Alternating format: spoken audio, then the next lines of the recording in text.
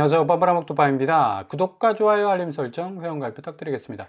분당 집값 더 뛸 것 같다라는 매수 심리에 쫓기는 마음. 결국 4억 로또라고 불렸던 줍줍이 청약에 2만 7천 명 우르르 쏠리는 양상을 보여줬는데요. 경기권 중에서도 그래도 서울 입지적 이 근접성이 좋은 곳들은 지금 부동산 분위기 싸해졌습니다. 상당 부분 9월 달에 엄청난 이 공급 속도가 붙고 동시에 규제가 양날의 칼처럼 작용하면서 굉장히 집값 자체를 컨트롤할 줄 알았지만 역시 한국 부동산 그 기저에 흘러가는 이 투기적 양상은 웬만해선 막을 수 없다. 그래서 이게 뭔가 단기적 랠리를 이룰 수 있는 정책들이 계속해서 튕겨져 나와야 되는데 627, 97 거의 뭐 3개월 동안 약간은 좀 이 관망하는 어떤 스탠스를 취했었기 때문에 야금야금 마용성이 올라섰죠. 그리고 분당을 비롯해서 양천구 그리고 과천 등등 계속적으로 올랐던 곳들은 떨어지는 양상을 보이다가도 주춤 하는 그런 어떤 모습을 보였었습니다. 이 상황에서 지금 이 부동산 집값을 확실하게 잡겠다라는 의지가 계속적으로 천명이 되지 않는 이상은 한국 부동산 지금 DNA가 거의 반만 년 역사를 이어온 그런 DNA 아닙니까? 이거 어떻게 이겨? 그러니까 이제 평촌 트리지아 한 세대 딱 모집하는데 7사제곱 30평대 아닙니까? 평촌이 이제 분당하고 또 뭐 여러 가지 서울 접근성이 좋게 나오니까 사람들이 뭐 2만 7천 명이 우르르 몰릴 수밖에 없는 거고 지금 뭐 접수 건수가 27,307명이 접수를 마쳤어요. 그 정도로 굉장히 뜨거웠다고 볼 수가 있는데 이렇게 뭔가 좀 서울 입지와 이 살을 좀 맞대고 있는 경기권은 그만큼 무순위 경쟁도 굉장히 뜨겁다는 볼 수가 있고요. 매수 심리 자체가 지금 내가 집을 여기서 잡지 못한다면 이 기회를 또 놓친다면 이후에 더 많은 주거 비용을 지불할지 모른다라는 이 매수 심리자들의 공포감이 다시 엄습해오기 시작했다는 얘기예요. 그러니까 이게 굉장한 어떤 집값을 다시 뛰게 할 수 있는 심리적 자극제가 될 수가 있거든요. 부동산은 뭐냐? 심리입니다. 지금 주식시장하고 똑같아요. 주식시장도 이제 뭐 매도로 돌아서느냐, 매수로 돌아서느냐, 그날 바뀌는 어떤 이 계절적 상황과 비스무리하게 돌아가는 어떤 이 분위기, 에어, 이 공기적 분위기 있잖아. 그러니까 지금 부동산도 마찬가지입니다. 뭔가 지금 야, 확실하게 이제 집값이 잡히겠구나. 뭔가 부동산 시장에서 획기적 변화가 일어나겠구나라는 어떤 기대가 있었는데 지금 이게 조금씩 야금야금 파고 들어오는 이 서울 중심지, 강남 상구와 마용성 집값이 뭐 완연하게 지금 버티고 호가세로 계속적인 어떤 방아쇠를 취하고 있으니까 이거 지금 3개월간 지켜보다가 9월 7일 대책 나왔죠. 근데 9월 7일 대책이 공급 이 용량이 좀 작아. 그래서 좀 조금 더 서울 유휴부지를 공격적으로 좀 개발을 해서 확실한 단기적 공급이 필요한 그런 어떤 시점인데 이거 잘못했다가는 하반기에 어마무시하게 집값이 다시 또 껑충 뛸 가능성도 있어 보입니다.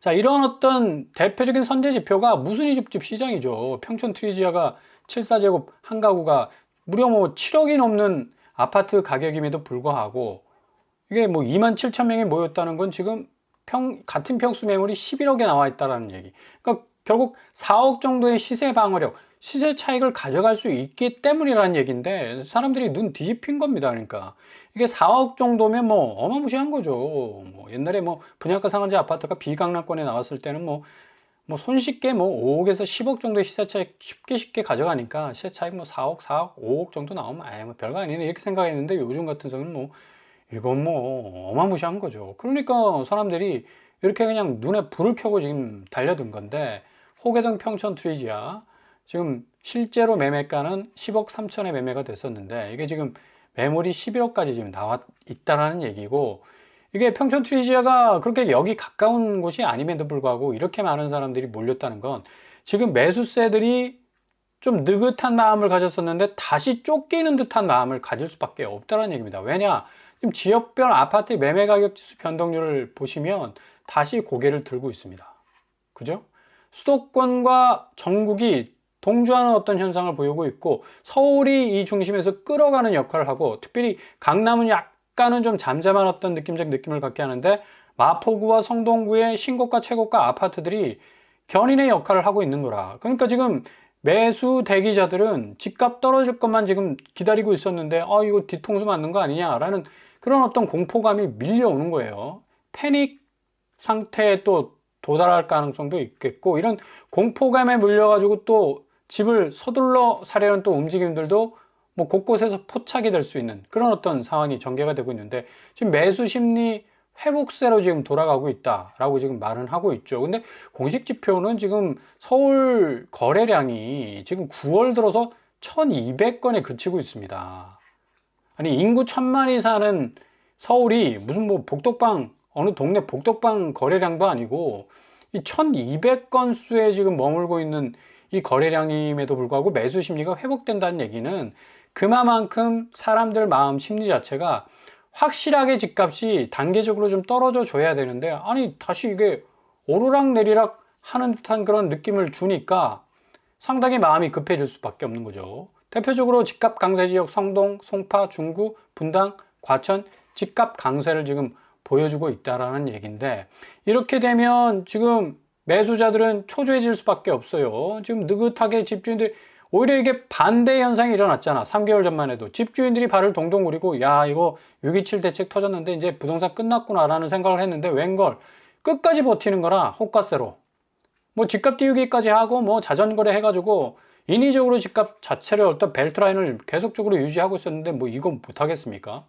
그러니까 정부 입장에서도 좀 뜨뜻미지근하게 뭐 대책들이 흘러나오니까 다시 집값이 이 틈새를 이용해서 뭔가 쳐올려야 되겠다라는 어떤 작전 세력들도 뭐 활기를 칠 수밖에 없는 거고요. 자, 세종도 지금 자이가 이 무순위 집집을 내놨었어요. 84제곱과 101제곱 내놨는데 경쟁률 상당하죠. 5200명, 5300명이 모였었습니다. 여기는 세종 사시는 분들만 이제 집집이 가능했는데 이 정도 모였다는 것도 상당히 세종에 대한 기대가 아직도 꺼지지 않았다라는 걸 고스란히 볼 수가 있겠고요. 기본적으로 이제 3억 번다 앉아서 결국 당첨만 되면 내가 3억 가져갈 수 있다라는 시세 차익에 대한 어떤 기대가 있기 때문에 사람들이 이제 덤벼드는 거죠. 그만큼 지금 황금성이 훅 떨어지는 아파트 시장에 대해서 계속적인 어떤 기대감을 가질 수밖에 없는 게, 지금 정부가 초강력 규제를 내놔도 이게 집값이 제대로 잡히는 듯 하면서도 안 잡히는 듯 하면서도 이게 좀 어정쩡한 상황이 지금 전개가 되고 있다. 마치 손가락에서 물이 새나가듯이, 그리고 미꾸라지 빠져나가듯이 쏙쏙 빠져나가니까 이게 집값 자체의 어떤 안정화, 그리고 하향 압박을 계속 받고 있음에도 불구하고 거래량은 뭐 거의 급강으로 쪼그라들었는데, 이게 지금 거래가가 올라가 버리니까 이게 집값이 아주 좀 오묘한 어떤 현상을 지금 보이고 있다라는 얘기입니다. 자, 여기 세종 자이더시티 5억 정도 이 매매가가 형성이 되어 있는데 무려 이제 5,000명이 모여든 거, 8억 정도로 이제 올라간다는 얘기죠. 주변 시세가 그만큼 지금 많이 올라갔다라는 얘기고, 그리고 자이 얘기가 나왔으니 같은 맥락에서 지금 4년 전 자이 아파트 과천 제이드 자이 제가 나온다고 말씀드렸죠. 줍줍 이제 나오게 됩니다. 여기 공공 분양이어서 굉장히 가격대가 착한 가격대죠. 과천 지식정보타운역이 딱 마주대하고 있는 과천 제이드 자이, 여기 한 3-4채 정도가 더 나온다고 그래요. 그래서 아마 좀 이 필터링 걸치면서 좀 자세히 들여다볼 필요가 있겠고, 일단 이 소형 평수라는 게 강점이죠. 과천에서 웬만해서는 소형 평수 잘 안 나옵니다. 분양가 상한제가 적용돼 있던 뭐 라비에노, 뭐 벨라르테 다들 뭐 30평대 이상이어서 당시 분양가가 뭐 7, 8억 정도 했었는데, 여기는 뭐 소형 평수이기 때문에 4억대, 5억대로 나온다는 얘기입니다. 그만큼 가격대가 굉장히 좋다.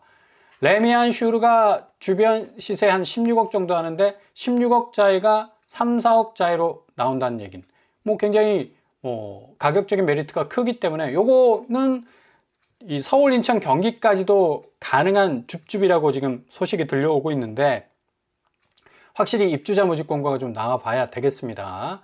아무튼 세종에서도 이번에 이제 자이 무순위 줍줍이 있었는데, 결국 이제 전셋값도 지금 세종이 지금 들쑥들쑥 하고 있는 게, 지금 매물이 거의 지금 개눈 감추듯이 없어지고 있다는 얘기입니다. 그러니까 전세가도 올라, 매매가도 올라, 뭐 이런 식으로 좀 세종이 좀 뭔가 바람을 타고 있는 그런 어떤 모습을 보이고 있는데, 왜 세종이냐? 세종이 전국 집값의 어떤 선제적 지표를 좀 많이, 이 샘플적인 역할을 많이 하는 경우가 많거든요. 그래서 좀 유심히 들여다봐야 된다. 그리고 같은 평촌에서 분양했던 한신더유는 가격이 너무 비싸.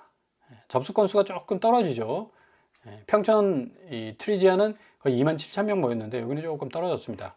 왜냐하면 이제 분양가가 6억에서 이제 8억 정도 되니까 사람들이 뭐 부담을 느낄 수밖에 없는 거고, 뭐 입지도 평촌이라 하지만 조금은 역과 떨어져 있는 그런 어떤 입지라서 상당히 좀 이 경쟁률이 트리지아보다는 조금 낮게 나왔고요. 제기동력 아이파크 역시도 한 세대 모집했습니다. 근데 3,233건. 여전히 제기동력 아이파크가 뭐 그래도 역세권 아파트라는 어떤 평가를 받고 있어서 10억이 넘는 뭐 막강한 분양가를 가지고 있음에도 불구하고 이렇게 많은 사람들이 모인다는 얘기는 앞으로 서울 아파트 가격도 더 오를 가능성이 있다는 공포감 때문에 사람들이 이렇게 쏠릴 수밖에 없다는 얘기입니다.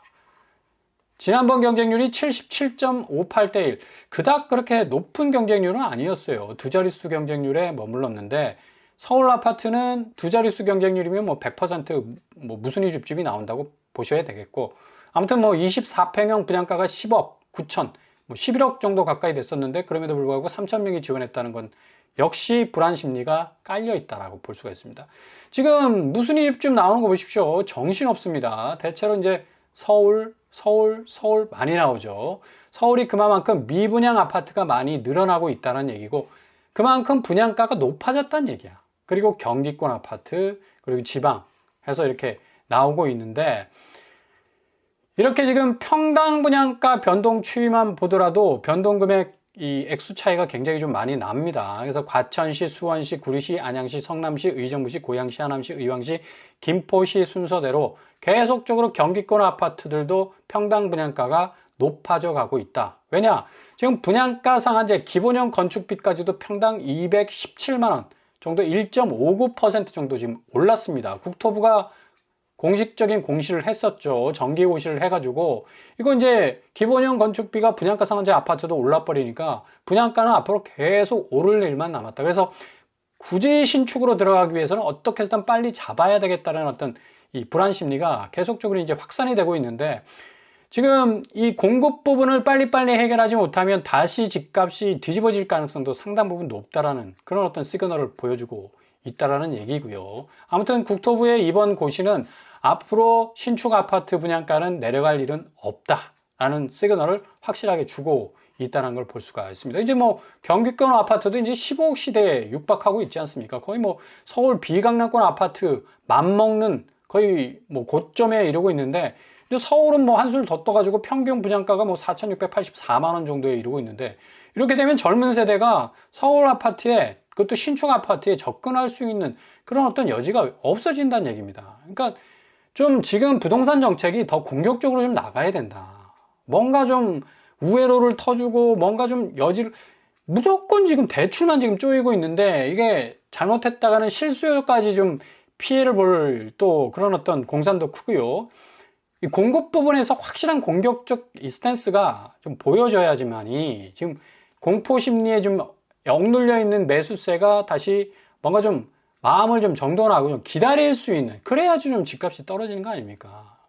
뭐 이런 의미에서 국토부가 16일 날 서울 도봉구 성균관대 야구장 등등 해서 유유부지, 성대 야구부장 부지는 1,800가구, 위례 업무용지 1,000가구, 그리고 서초구 한국교육개발원 700가구, 강서구청에 강서구 보건소 이전 부지 558가구 해서 4,000가구 공급하는 방안을, 이제 4,000가구 너무 적다. 너무 적어. 그죠?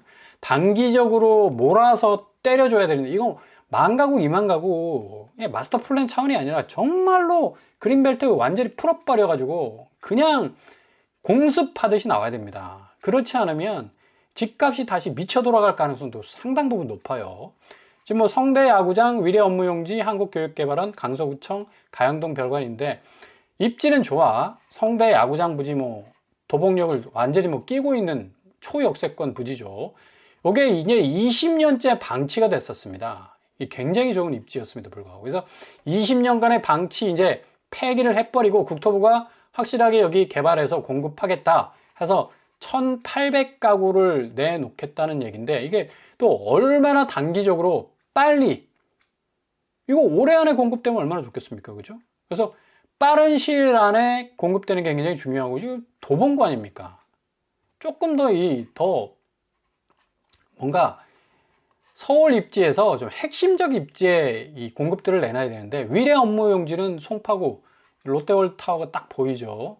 여기는 굉장히 그래도 좀 입지가 뭐 많은 사람들이 원하는 입지라고 볼 수가 있겠고, 거여역에 굉장히 가깝습니다. 송파구 입지를 고스란히 갖고 있는 그런 어떤 위치를 가지고 있어서, 여기는 뭐 한 이 1000가구 정도 나오는데, 1000가구도 좀 부족하다. 그죠? 그리고 한국교육개발원, 여기도 뭐 입지가 거의 끝판왕이라고 부를 수 있는 곳이죠. 양재 시민의 숲역이 아주 가까운 그런 어떤 입지를 가지고 있습니다.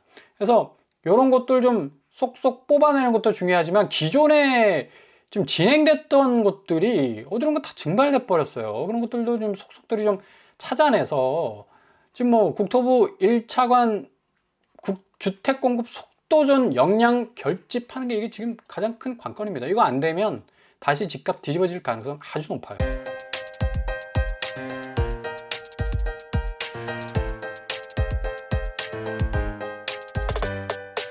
오늘의 부동산 캐리커처, 지금 상황에서 뭐 97 대책 이후에 서울 집값이 다시 들썩거린다는 어떤 지금 분위기가 확산되고 있는데, 확실한 공급 그리고 속도전 양상이 필요할 것 같습니다.